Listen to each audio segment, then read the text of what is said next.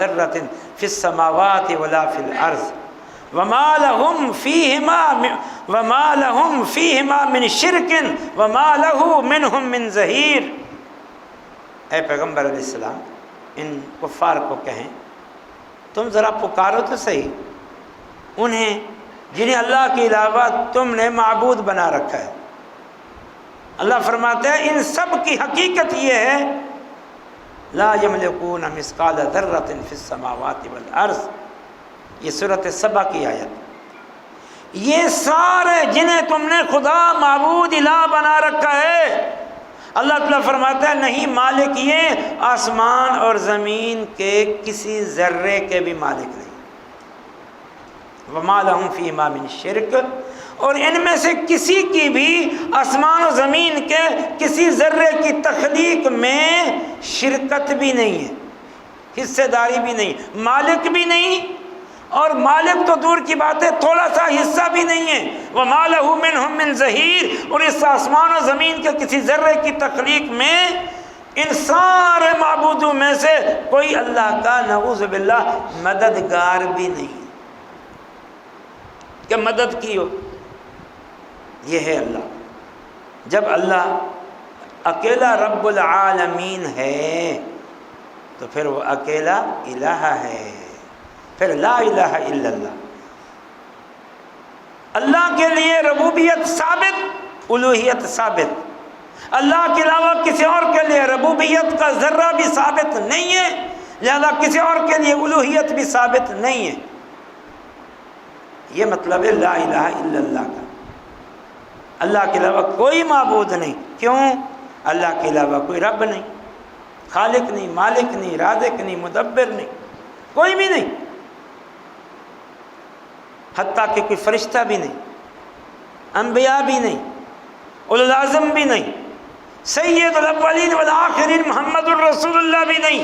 اس کے بعد تو کسی کا نام لینے کی ضرورت ہے؟ کسی صحابی آل رسول میں سے کسی کا،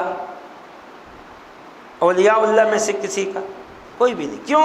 ان میں سے کوئی رب نہیں۔ رسول اللہ نے کبھی ربوبیت کا دعویٰ کیا، الوہیت کا بھی دعویٰ نہیں کیا، کسی نے نہیں کیا، بلکہ سارے انبیاء دنیا میں آئے ہی لوگوں کو اللہ کی الوہیت منوانے اور دلیل یہ بیان کی کہ تم اللہ کی ربوبیت مانتے ہو تو الوہیت کیوں نہیں مانتے؟ یہ ہے لا الہ الا اللہ کا معنی۔ اس میں دیکھیں یہ نہیں ہے لا الہ الا اللہ میں لا رب الا اللہ، اللہ کے علاوہ کوئی رب نہیں، اس لیے کہ عام طور پر لوگ اللہ کے علاوہ کسی کو رب مانتے ہی نہیں، حتیٰ کہ مشرکین مکہ بھی نہیں مانتے تھے، حتیٰ کہ مشرکین مکہ بھی نہیں مانتے۔ قرآن اٹھا کے دیکھیں وَلَئِن سَأَلْتَهُم مَّنْ خَلَقَ السَّمَاوَاتِ وَالْأَرْضِ، سورۃ یونس کی آیت۔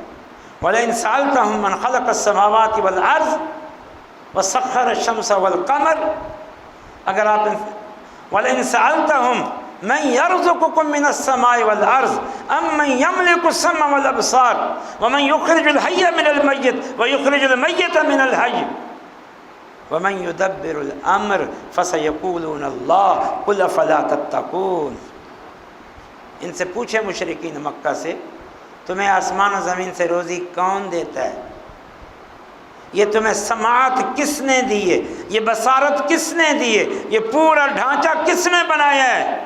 اور ان سے پوچھیں یہ جو مختلف مخلوقات کے تخلیق کے سلسلے ہیں، کوئی مردہ سے نکلتا ہے اور کوئی زندہ سے نکلتا ہے، یہ انسانوں، جنوں اور حیوانات، درندوں پرندوں کی جو تخلیق ہے، کوئی زندہ سے نکلتا ہے، کوئی مردہ سے نکلتا ہے، یہ زندہ سے مردہ کو، مردہ کو زندہ سے کون نکالتا ہے؟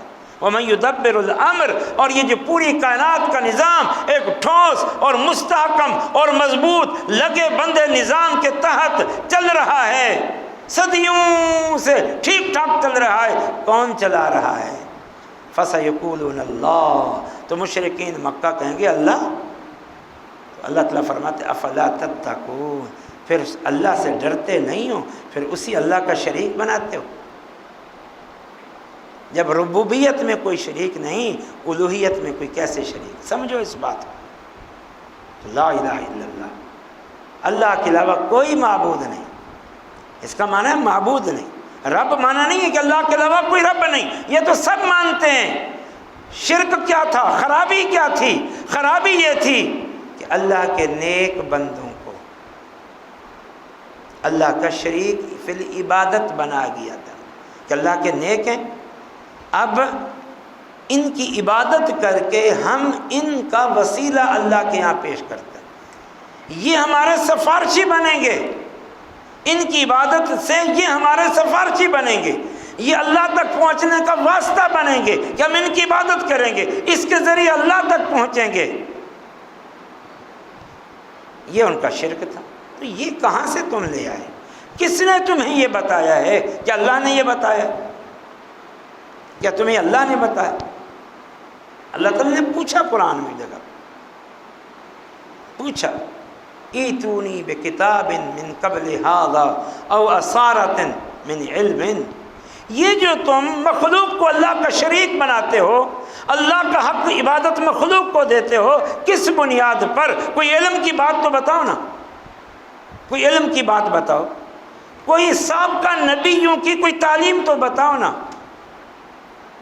اللہ تعالیٰ نے قرآن میں کہا لا برہان لکم بہ، تمہارے پاس کوئی دلیل نہیں ہے۔ اللہ نے کہا اس شرک کی کہ مخلوق کو اللہ کے ساتھ عبادت میں شریک بنانے کی کوئی دلیل نہیں ہے، کوئی دلیل نہیں ہے، کوئی دلیل، اللہ نے کہا کوئی دلیل نہیں۔ اللہ تعالیٰ جسے ربوبیت میں وحدہ لا شریک ہے، الوہیت میں وحدہ لا شریک ہے۔ پورا قرآن پڑھیں، جب اللہ تعالیٰ کا ذکر آئے گا اس میں اس کی الوہیت کا ذکر آئے گا۔ مثلا لا الہ الا اللہ وحدہ لا شریک لہ لہ الملک ولہ الحمد وہو علی کل شیء قدیر۔ لا الہ الا اللہ وحدہ لا شریک لہ، اللہ کے علاوہ کوئی معبود نہیں، وہ اکیلا ہے، اس کا کوئی شریک نہیں ہے۔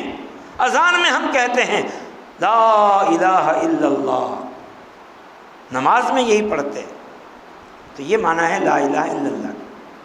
اچھا، اب معبود ہونے کا معنی کیا ہے؟ جس کی عبادت کی جائے۔ عبادت کس کو کہتے ہیں؟ لفظی معنی ہے جھکنا، عاجزی کرنا، تواضع کرنا، مطیع ہو جانا، بہت زیادہ محبت کرنا اور متزلزل ہو جانا، یہ لفظی معنی ہے عبادت، یہ تو لفظی معنی ہے۔ اب ہم دیکھتے ہیں عبادت قرآن حدیث میں کس کو کہتے ہیں؟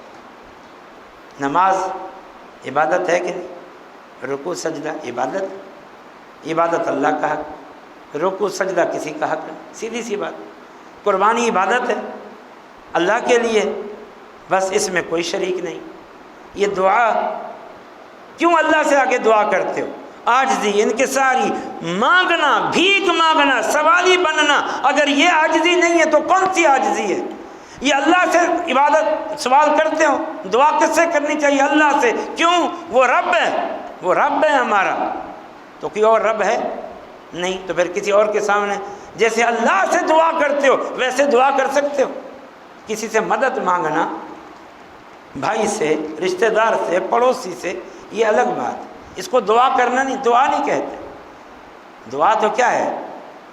میں مثال دیتا ہوں، آپ کا کوئی مریض ہو، مریض کو ڈاکٹر کے پاس لے جا رہے ہیں اور دل میں دعا کر رہے ہیں یا اللہ شفا دے دے، یہ دعا ہے۔ پیسوں کا انتظام کر کے ہسپتال پہنچا کے، آپریشن تھیٹر میں پہنچا کے، آپ کونے میں بیٹھ کے یا مسجد میں جا کے دعا کر رہے ہیں یا اللہ مریض کو شفا دے، یہ دعا ہے، یہ عبادت ہے۔ اب یہ دعا کسی اور کے لیے نہیں کر سکتے۔ اگر آپ نے مریض کو لے جا رہے ہیں اور دل میں دعا کر رہے ہیں یا رسول اللہ شفا دے دے، اسی کا نام تو شرک ہے۔ یہ اللہ کا حق تھا، آپ کہیں یا عبد القادر جیلانی شفا دے دے، یہی شرک ہے۔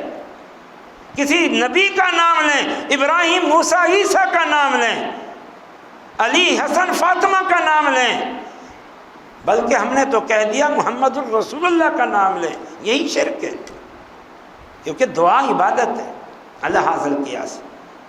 عبادات میں اور بہت ساری چیزیں۔ اب شرک کیا ہوا؟ یہ جو عبادات ہیں اگر یہ کسی مخلوق کے لیے کرو گے یہی شرک ہو جائے گا۔ عبادت اللہ کے لیے، وہی مخلوق کے لیے کرو گے شرک ہو جائے گا۔ جو کام دین نے بتایا ہے ہمیں، رسول اللہ نے بتایا ہے، اللہ کو رب، خالق، مالک، رازق جان کر اس کے لیے کرو، اس کے آگے کرو، اس کی بندگی کرتے ہوئے کرو، اس کی عبادت کرتے ہوئے کرو، یہ کام اللہ کی عبادت ہوئے۔ اگر یہی کام کسی مخلوق کے لیے کرو گے تو یہی شرک ہو گیا، سیدھی سی بات۔ یہ ہے لا الہ الا اللہ۔ اس میں ایک اور بات بھی ہے، ہم اقرار کرتے ہیں نا، ایک تو یہ عقیدہ بنا لو کہ اللہ کے علاوہ کوئی معبود نہیں، نہ کوئی فرشتہ، نہ کوئی نبی و رسول، نہ کوئی ولی، اللہ کے علاوہ کوئی معبود نہیں ہے، بس یہ عقیدہ۔